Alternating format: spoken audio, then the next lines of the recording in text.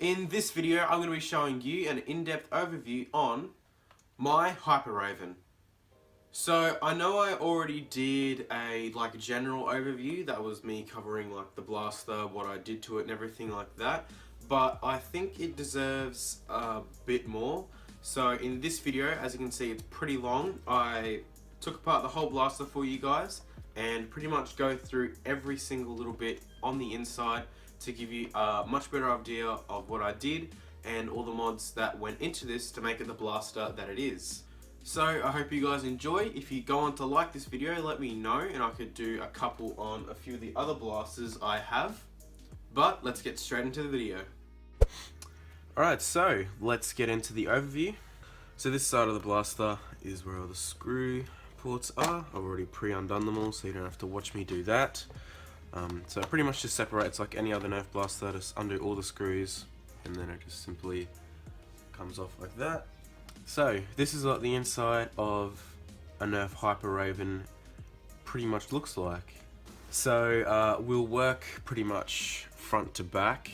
So just going over everything, telling you how I did it, what I did, and then giving you a brief overview of what it does and so on and so forth. So let's start up the front. Alright, so up the front we've got the trigger assembly, the barrel, and the flywheel cage here. So this whole section up the front is still just pure Raven. There's no altercations with the shell or anything like that. So first of all, I want to go over the trigger assembly. It's pretty much just like any other trigger assembly. Actually, something's happened here. Quick little adjustment on camera, there you go. So down here you've got your rev switch, very clicky as you can see. I'll just turn it on now. Headphone users, rest in peace.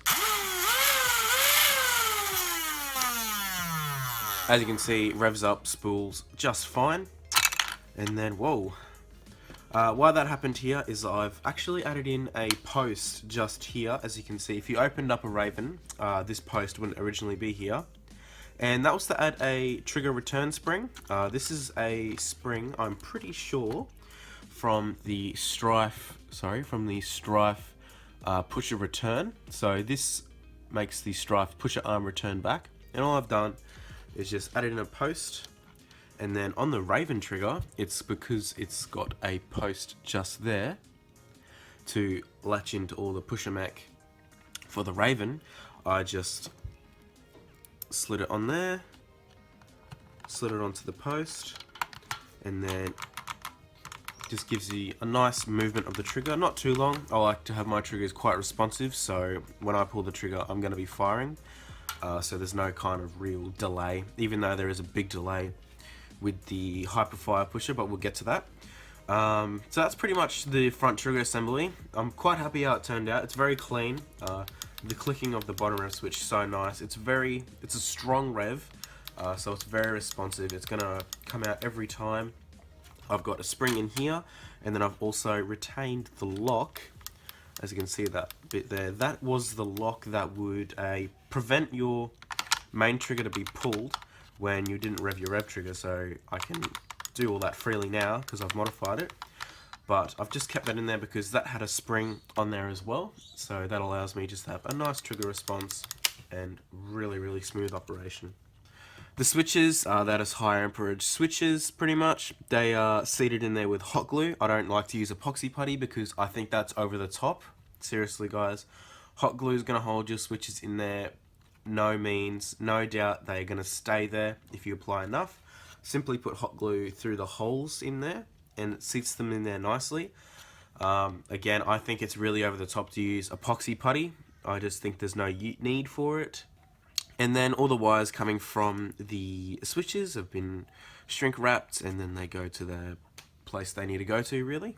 Again, really happy how the trigger assembly and all that worked out. Got the trigger return here. Micro switches are really nice and clicky, very smooth operation. It's very nice. It's a very, you could say, smooth experience using the triggers. It doesn't feel like an effort. You're not going to have any it's not rigid, it's not rough, it's not like it's grinding up against anything. If you ever pulled a trigger that's been painted, you'll definitely know what I'm talking about. It'll just grind and it's just a really bad experience to have. So Keeping your triggers unpainted and nice like this is definitely a plus because it's just a smooth operation.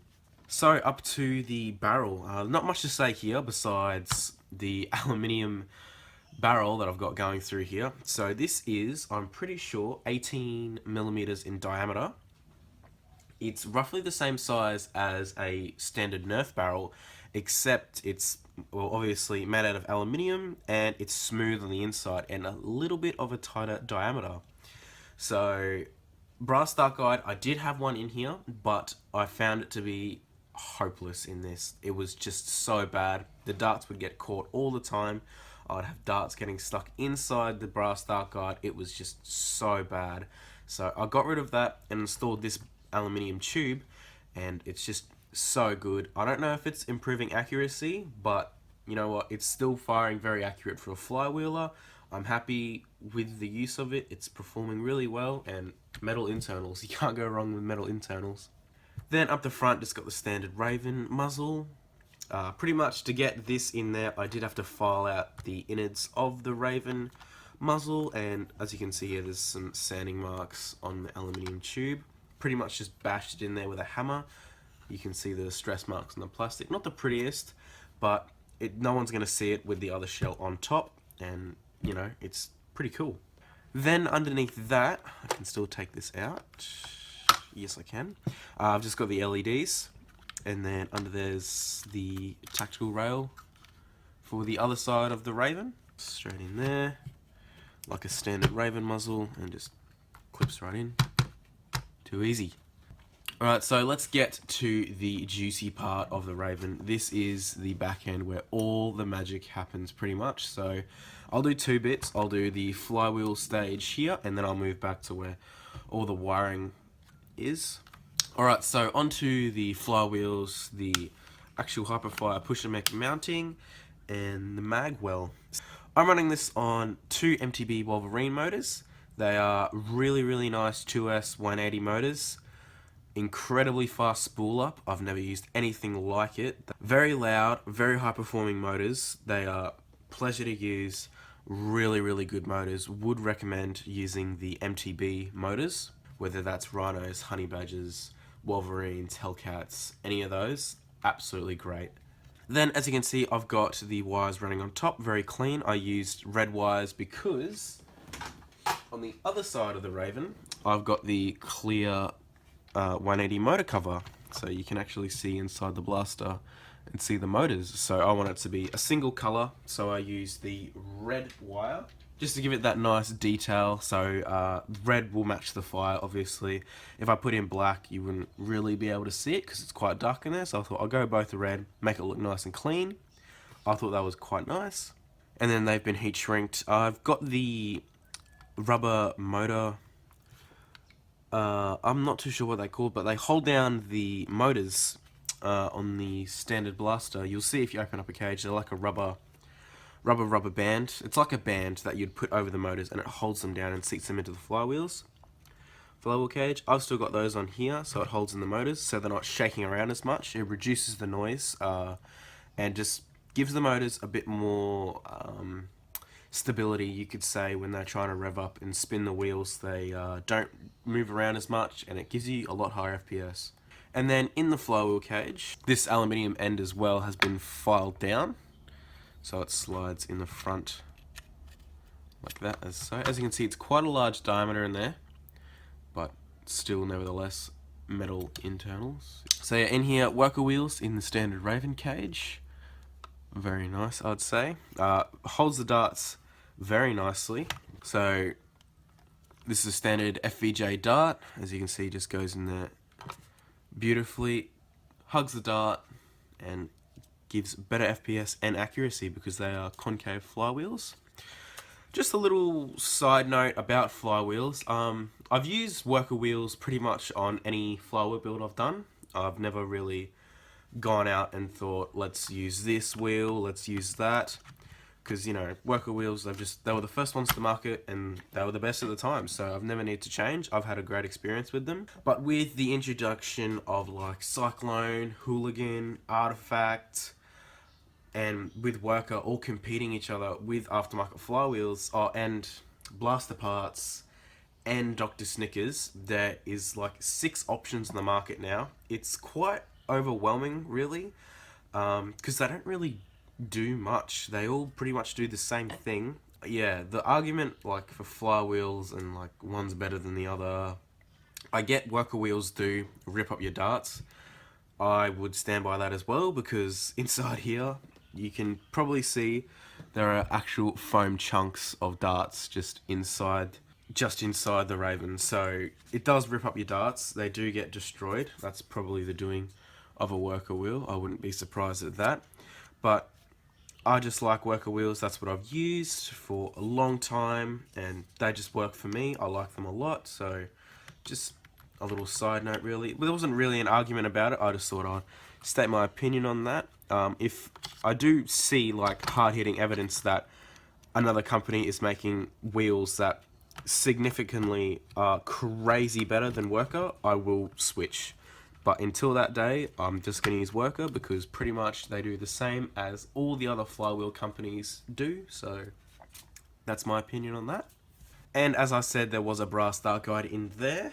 This was the guide that I had installed in the blaster, so pretty much the darts would come in and just kind of fly out a bit easier, giving it better accuracy.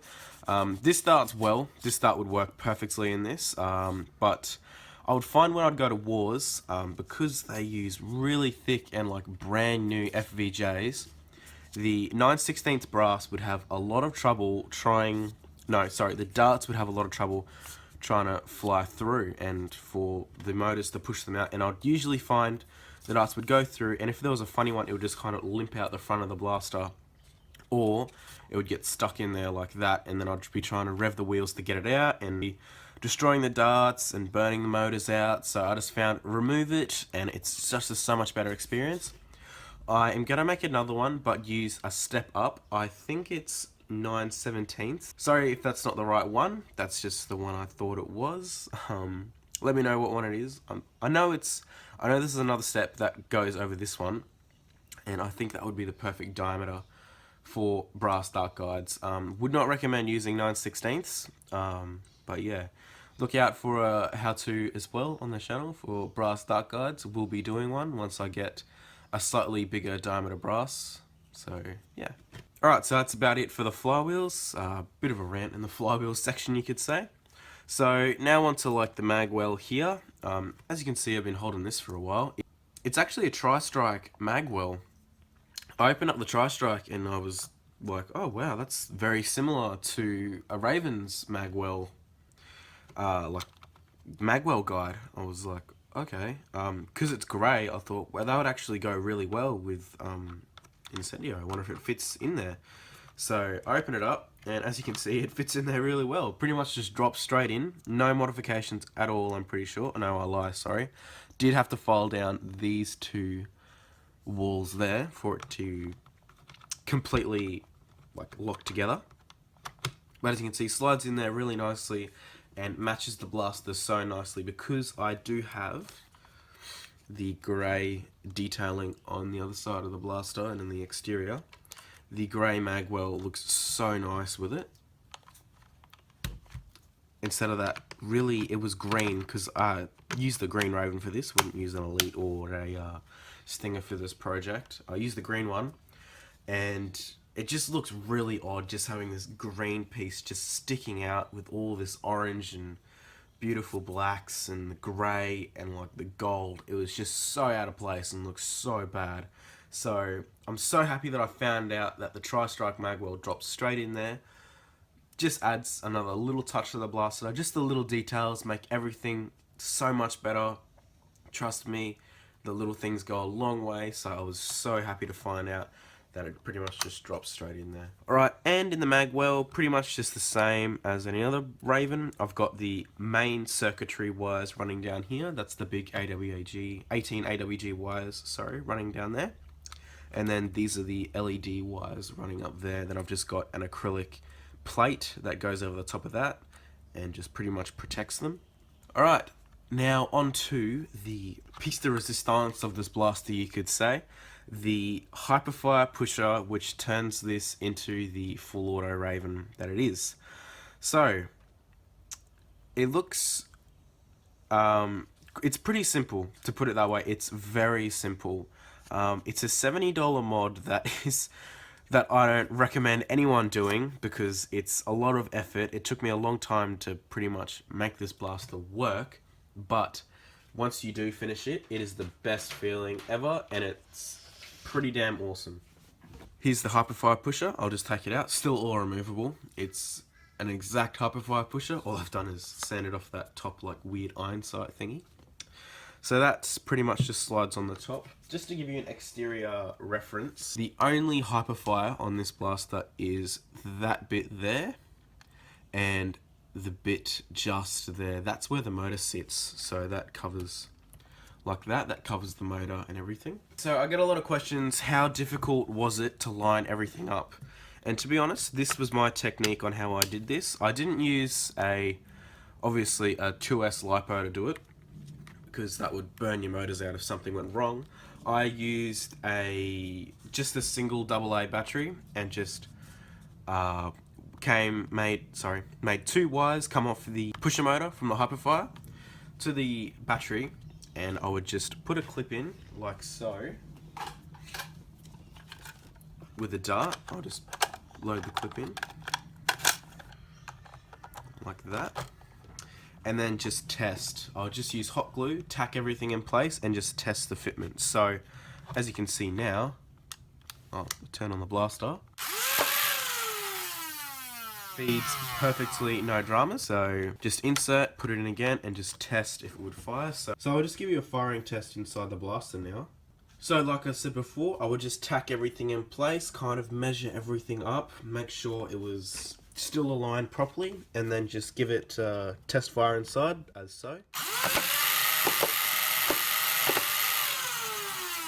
As you can see, it just goes through those darts with no problem, easily as. I pretty much just absolutely destroyed that clip. It just went through like 7 darts in 2 seconds, even with just me bursting like that. This blaster is ammo hungry. It will destroy your loadout within like a couple seconds. It would just munches through clips. It's ridiculously fast at firing.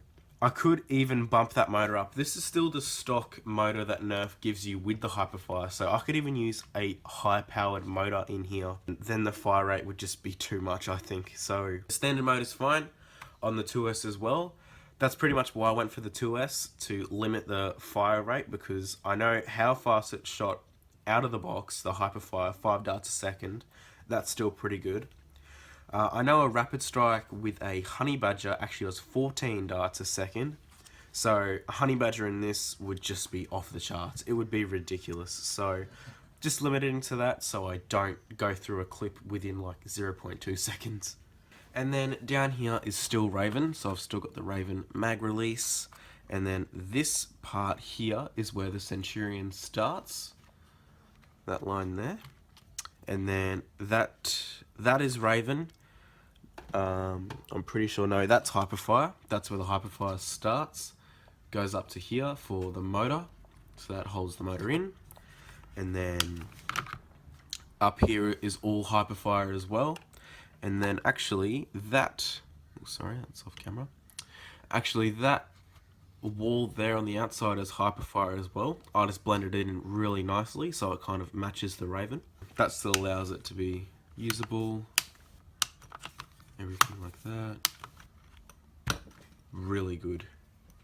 Really happy with how that turned out. Very clean integration. If I do toot my own horn, this is my cleanest integration I've ever done. So really happy with how it turned out. It was months and months of work that went into this blaster. So happy to have it finally done and just war ready. So onto the back of the blaster now. This is pretty much the power area. This is where the battery's mounted. Run that off a Dean's connector inside. That just clips in as so, just like that. Foam padding in there for the Deans. Foam padding in there for the LiPo. And then on the other side of the blaster, I have some foam in there as well, just to hold the LiPo in nice and securely. So it's not hitting any sharp walls that could possibly damage the LiPo and, well, make it blow up, to be honest. Down here, I've just got some cool switches for power, so that's power on for the blaster. As you can see, it'll rev up. As soon as I flick that switch off, I'm pressing the rev switch now. Still off, won't rev. And then under the switch on top is actually my LEDs, which are really bad and I need to work on. I need to get some brighter LEDs. They aren't the best, quite bad to be honest. I wanted to have the motor cage backlit orange. I thought that would be pretty cool to like simulate fire or something like that. Like I thought that would be pretty sick, so I just need to get some brighter LEDs or actually swap out the battery because I don't think it's very well powering them. And that's just running off a 9V, and I've just got like a little 9V casing there which sits underneath there, which I can just slide another one in, and it's good to go. But the LEDs were just there for like some little personal touch really, nothing really too special about the LEDs. So some challenges for this build, it was the alignment, took quite a while. It does take a while to get the alignment right. Take your time with it if you're gonna replicate this mod.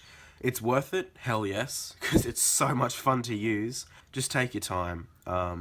Once you get it, it's the best feeling in the world. Another thing about the pusher belt is I had to actually put a riser under there. As you can see, that's just an acrylic plate put on, and I've just sanded it so the belt can still slide over it. But usually in the Hyperfire, that belt will seat all the way past that white bit there. So what I've done is just put in the acrylic, so it gives the belt, it's about 5mm extra, like, push.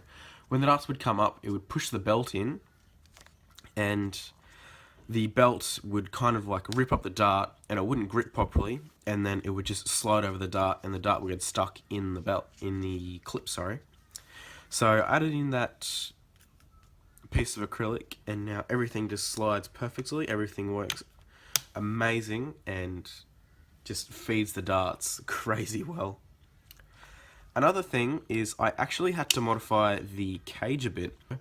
So as you can see here, I've actually had to file down the cage a bit to make the Hyperfire all fit in there and give the belt enough room to push in the darts into the flywheel cage.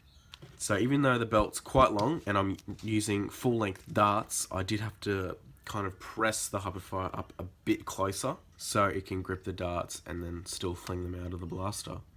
So that's about it really. If you're going to build a Hyperayven, I would say definitely go ahead if you want to do it. But for the outcome, the outcome's really good. It's really cool. I loved doing this build. It was something I've always wanted to do. A full auto Raven. Who doesn't want a full auto Raven? Yeah, if you want to build a Hyperayven, go for it. I'd say it's so cool to build one. Just know that it's going to be a very lengthy process of trial and error. Be patient with it, because when you do get it right, it is just an absolute beast. This is hands down my favorite blaster because it gave me so many troubles, and I put so much time into it and so much effort, and I wanted it to work, and I got it to work, and it's just the best feeling when you finally get something to work like this. It is just awesome. It's so good to be able to call this, like, this is it's kind of the first one in the world, I'm not sure, but it's just the best feeling. It really is. So if you want to build one, go for it. It's going to be an expensive build, by no means. This is about a $500 blaster if you were to add everything together. So yeah, definitely go for it if you want to build it, but just know it's going to be a very lengthy process, time consuming. You're going to get annoyed at it, you're going to be frustrated at it, you're going to be like, why did I build this in the first place? But once it's done, it's the best feeling ever, and you will just cherish this blaster. So I'll screw down the other side of the blaster, get everything wrapped up, and then I'll take you outside and give you a proper firing demo.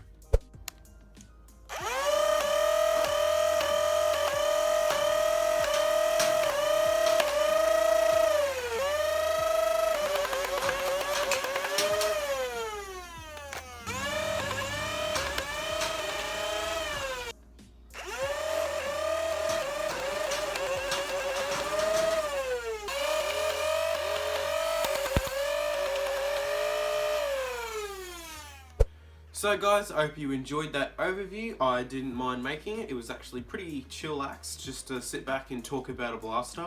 I did really thoroughly enjoy making this video. Again, let me know if you like these videos and I can make a few more in the future.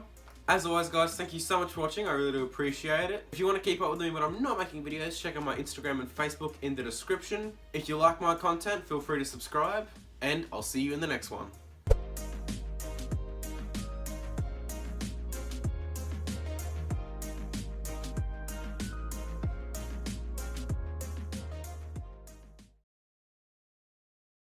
If you're going to like this video, please... Oh no, that was shit. Can we get 100 million likes on this video?